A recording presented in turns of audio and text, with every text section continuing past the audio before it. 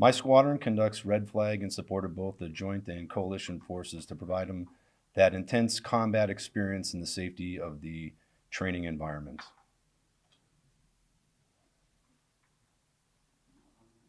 All right, media, whenever you guys have questions, go ahead and ask. You need to ask name for your bit. Go ahead. Colonel Steve Wolford with News 3. Thanks for being here and letting us come in. Is there, first of all, which commander are you in the adversarial role or in the good guy role, just so we know? So as the 414th Combat Training Squadron Commander, I act as the Combined Forces Air Component Commander. And what I do is I run the scenarios for Red Flag from a white force perspective. And what that means is that I make sure that both blue and red forces are operating in accordance with the directives that we've been giving them. Good, glad I asked that. Is there anything that you're doing in this particular version of Red Flag that would differ from previous exercises? Yes, Red Flag 22-1 is unique in that we continue to build on the scenarios and problem sets that we have in years past. And what we are delivering during this Red Flag is a more advanced threat to fight against and a more complex scenarios. And we're really dialing up the contested, degraded, and operationally limited factors of the flag. I know you can't speak specifically to certain situations in other parts of the world right now, but in general, are there any specific ways you can train our pilots and our allies' pilots for specific adversaries, whether it be China or Russia or Iran? So our aggressors are a professional force, and they are trained to replicate threats from around the world, as well as our white force that is trained to put together scenarios that mimic the problem sets that we will face from around the world. The Department of Defense's pacing threat is China, and needless to say, we are preparing for all threats and all scenarios that we could face across the world. We understand that typically the adversarial pilots tend to win a little more often in these types of exercises. Why is this a good time for us to lose? I wouldn't say that the adversaries win more often than not, but if we're going to lose, we need to lose in this environment so that we're ready. We always present a harder adversary than we'll face in combat, and if we lose a little bit more in training, that's a fair price to pay for being ready to go to combat. And just out of curiosity, if one of our planes is knocked down, what happens? Where do they have to go and change? So in the scenario, we remove players that are killed real time back to the eastern side of the training space, and then they're allowed to re-enter the fight. If they don't receive that notification real time, then they are eliminated from the scenario for 5 minutes, and then are allowed back in. Okay. Open mic time. Anything you want to mention about what's happening and just like today, for example? So no other questions? From Nellis, sir, is there, can you speak about the importance of our allied forces being here participating in Red Flag? Yes, so like I alluded to before, the problem sets that we're presenting during this flag have never been seen before. And they're not solvable unless we bring all the forces from our allies, the special and exquisite capabilities that they have. And that's one of the main focus items that we have here is working on the interoperability and integration with those forces so that we can be ready to fight alongside our allies anytime, anywhere. And also, Nellis, PA, if you could talk about the importance of the Nevada Test and Training Range as it plays in Red Flag. Sure, it's no secret why Red Flag is based at Nellis Air Force Base, and that is because of the great support of the local community and the Nevada Test and Training Range. There's nowhere else in the world that you can train like you can here with the over 12 million square miles of airspace and 2.9 million acres of land that we can train on, and it's not possible to do it anywhere else in the world. Senior Richmond with the Mine Air Force Base, PA. Can you tell us who was involved in this exercise and how everyone benefits from this? So we have forces from across the United States Air Force. I won't speak to the specific participants, but we also have representatives from the United Kingdom and Australia, and they've all brought their most exquisite capabilities to bear during this exercise. And I think it's worth being very clear that what's happening right now is in no way, shape, or form connected to anything that might be happening around the Ural Mountains. That's 100% true. We would be doing this in the same exact form and fashion that we are, regardless of what the world events are. All right. Any other further questions? Okay. Thank you. Can I make one more statement? Absolutely. So I'd like to say thank you to the local community for all the support that they've been offering the participants over this 3 weeks. The enthusiasm and support that we see when we go off the base is very noticeable, and our participants really appreciate it. So thank you. 388th Fighter Wing Commander at Hill Air Force Base, Utah. And my role at Red Flag is the Air Expeditionary Wing Commander for the about 100 or so aircraft and about 3,000 or so folks that have traveled in for this exercise. I'd just like to say that like Colonel Hutchinson talked about, this is a unique opportunity for everybody that gets to come to Red Flag. There are scenarios that we can only train to here. There are threats that we can only fight here. And the combined nature of the multiple aircraft, the adversaries, the threat simulation on the ground, and our ability to work across different communities, whether that be F-35, F-16s, F-15s, our partners and allies from Australia and the UK, provides an opportunity that you can only get here at Nellis. So happy to be here. Yeah, initially, how often do you have an opportunity to train with the RAF and the Australians? So I will say, you know, our opportunity to train with our allies, really, it's not very often we get that chance. And so having the opportunity here at Red Flag for all the participants is something that they'll do, you know, not all that often, but I will say that we make a concerted effort to find exercises, whether they be Red Flag or in Europe or other places, to train with our partners and allies, because we know that if we go and do this for real, it's a coalition that's going to go take the fight to the enemy. Are there any specific scenarios that you might train for that would be different if a situation was unfolding in Australia versus a situation that might be unfolding in Europe, and having the ability to triangulate, I guess?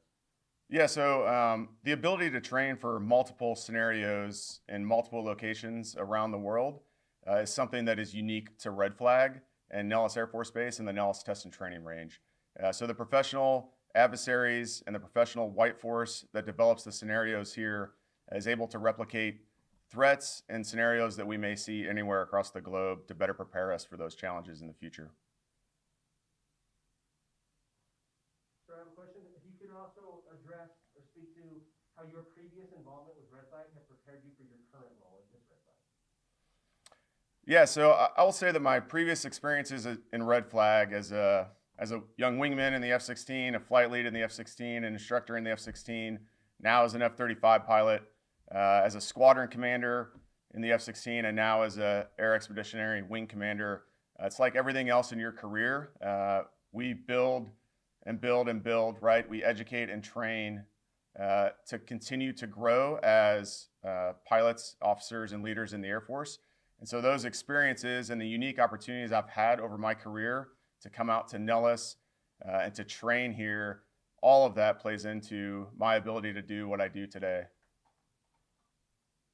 What does it mean to these air crews who can do this? I mean, is there any other event like Red Flag anyplace else in the world?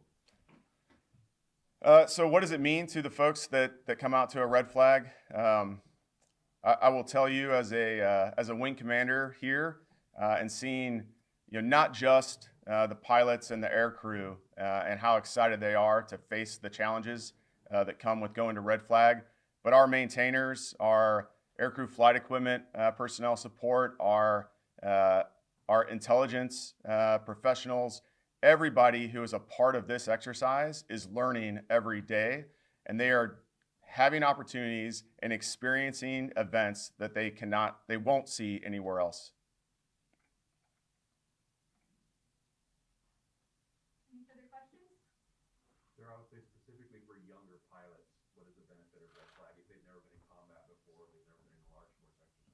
All right, for our young pilots and aircrew at their first red flag, this is the first time they will experience a large force exercise with partners and allies from around the globe, facing a professional adversary that provides a very challenging scenario that will prepare them for combat should we face it. Red Flag was designed to provide your first 10 combat sorties, and every unit that's here strives to get their youngest pilots their first 10 sorties at Red Flag to make sure they're ready to go do whatever our nation calls us to do in the future. Hello, my name is Wing Commander John Cockroft, and I'm Officer Commanding No. 1 Fighter Squadron of the Royal Air Force. We're based at RAF Lossiemouth, and we've brought with us on this exercise Typhoon aircraft from the Royal Air Force. Happy to answer any questions you may have. Yeah, sir, if you would just speak about, being here from a foreign participant and just the value that training at Red Flag has for the Royal Air Force. So for the Royal Air Force, Red Flag represents an unparalleled opportunity to operate and train in a contested, degraded and operationally limited environment that we can't do anywhere else in the world. And the professional, high-end, challenging adversary set that we get placed here as well is something else we can't train anywhere else in.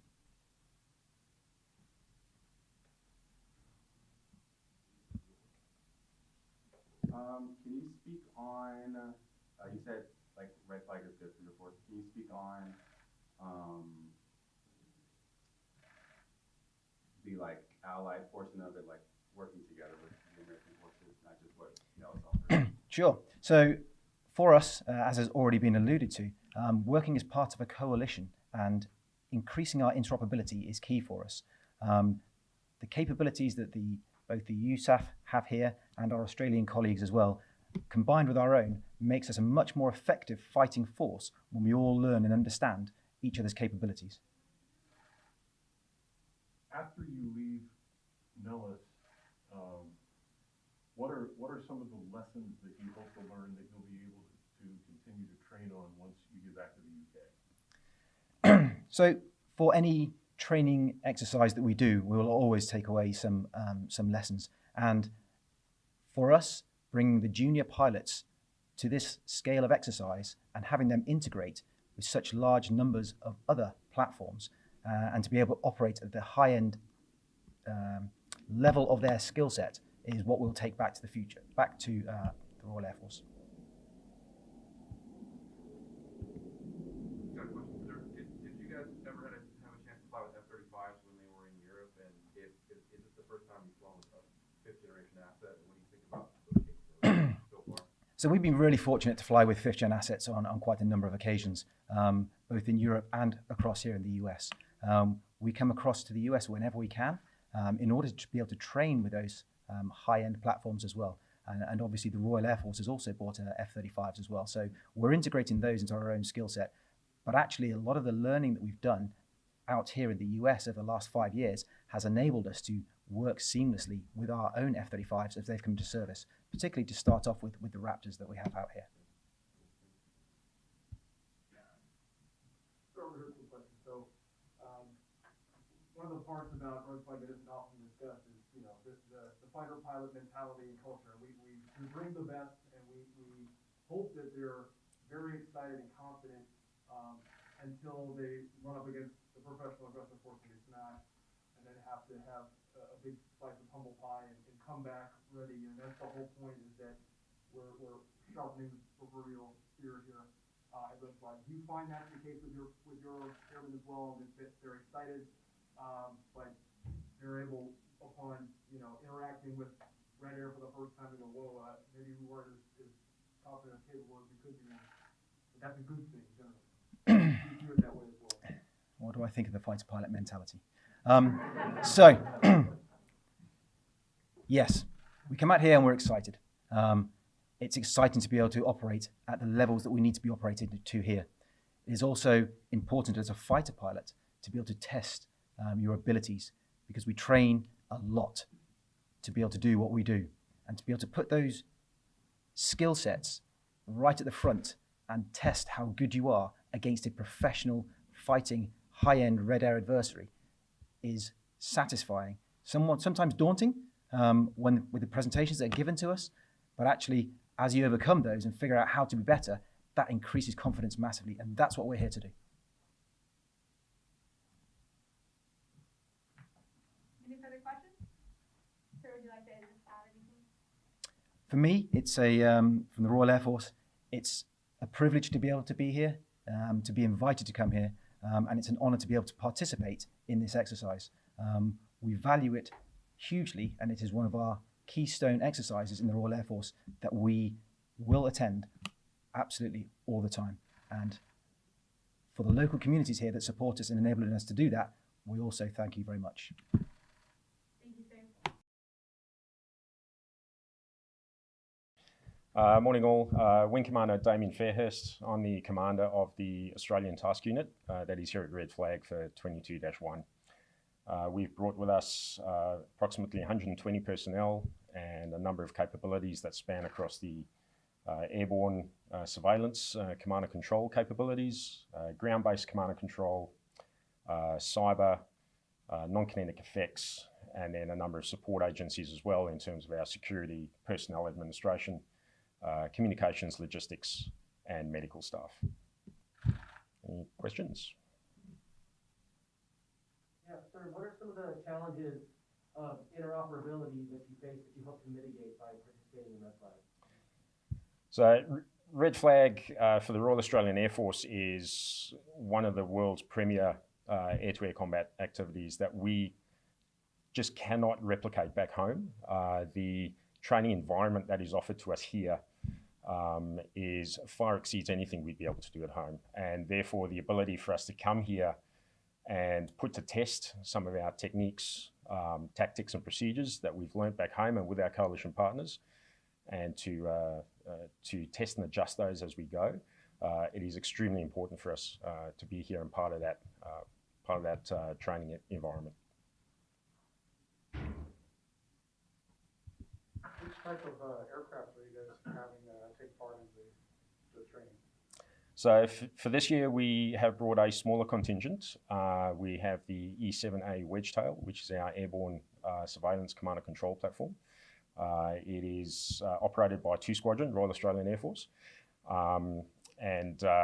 Essentially, they are up there in the air. They suck in a lot of data and distribute that data to all the warfighting capabilities within the battle space, and act essentially as a common air picture for everyone to work to, which provides both directed information for the warfighters, but also provides a safety net as well for when we need to just make sure everything is happening safely in the airspace. Are there any opportunities, training opportunities that you would be looking for specifically that you cannot get in any other scenario? So similar to our coalition partners' answer as well, is that there's a number of training outcomes that need the magnitude of something like this, which we just cannot produce back home. The ability to actually afford that exposure to our crews and our personnel to operate in this environment is paramount to us creating that high-end warfighter who's confident to go into a fight and be able to come home safely. Sir, can you speak to, with respect to E-7 and your crew, the opportunity to speak to 4 contingent aircraft all in one big picture? I imagine you don't necessarily have the opportunity to do that back home, but are there lessons you're learning with respect to controlling and providing that common operating picture for contingent that are materializing to the Yeah, most definitely. Look, and with every exercise that we do, there will be lessons identified that we take home and then learn from those. Already in just week 1 of this activity, the E-7 crews have been able to tick off a lot of personnel competencies and recencies. They are being presented with scenarios that some of them have never seen before, and this is the opportunity for them to now work with those opportunities and to learn from those, and are no doubt replicating what they've learned now in subsequent missions on the exercise which then means a far better service then for the warfighters that are in the battle space on the receiving end of that data.